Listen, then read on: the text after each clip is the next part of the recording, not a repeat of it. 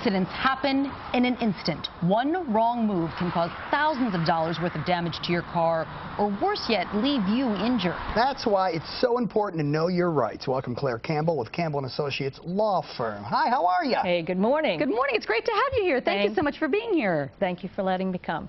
Okay, let's start off with this. You get into an accident, and soon after, oftentimes this happens, your mailbox is filled with letters from lawyers wanting to represent you. Claire, how do you feel about that? Why do you need legal advice at that point? You're going to get letters after an accident if a policeman has been involved initially. And there's an accident report that's public record. Right now the state allows not only lawyers, but body shops, chiropractors, you name it, can send a letter to an injured victim. They don't allow an actual phone call to that victim. But what happens is if it is strictly a fender bender, my advice typically, unless the circumstances are different, and each case is going to be unique, but typically if you've got a dent in your bumper, you may go to your primary care physician to get checked out. You may go to the emergency room. If that's all it is and you're fine, then talk to the insurance company, get your car repaired.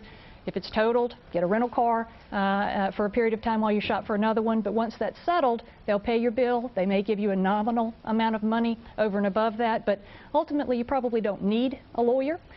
Always call a lawyer if there's a question, though. Insurance companies are very ready to get a release signed. Some carriers will actually call that individual right away and say, I've got a check for your car, here's a check for your injuries. Yes, and if that happens, you probably shouldn't, I'm guessing, before you sign, don't be so quick to sign that, right? Well, you don't know. Sometimes injuries take a day or two to manifest because you're so adrenaline high after the event itself. Most of the calls we get initially are people concerned about their car, their primary life link to work, to getting their kids from school, getting to the grocery store, has been stopped.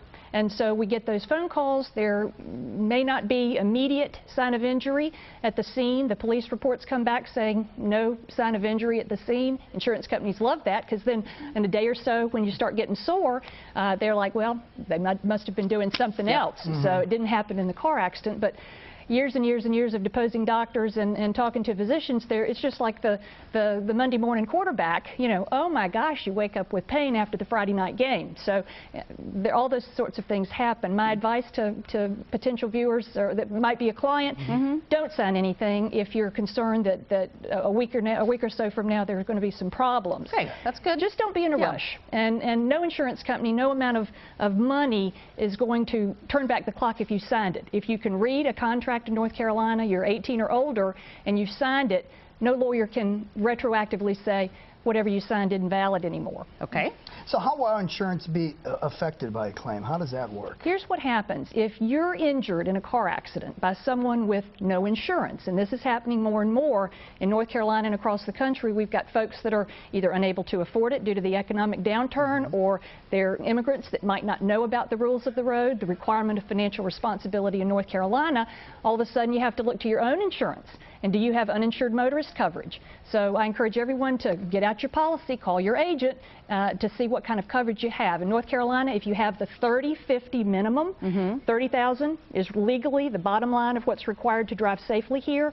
$50,000 per accident, 30 per individual, $50,000 per accident. So the most that insurance carrier might have to pay in any given accident is $50 grand. Now, if you have more to protect, you probably need more coverage. In that same situation, if there's an uninsured motorist that hits you, you've got 30, 50 uninsured motorist coverage. You also need to find out what property damage coverage, because a lot of folks aren't going to have uninsured motorist property damage coverage. So if your car is damaged, you can go to the doctor, your insurance company will pay for that, but what about your car? So these are things that everybody needs to be aware of. Now, in the scenario where you have an underinsured motorist, someone that hits you and has that 30-50 policy, let's say you have to go to the emergency room, they admit you, and you're there for several days, you have some potential injuries that might require surgery, all of a sudden your bills are going to be close to that $30,000 mark. What happens then? Well, do you have underinsured motorist coverage?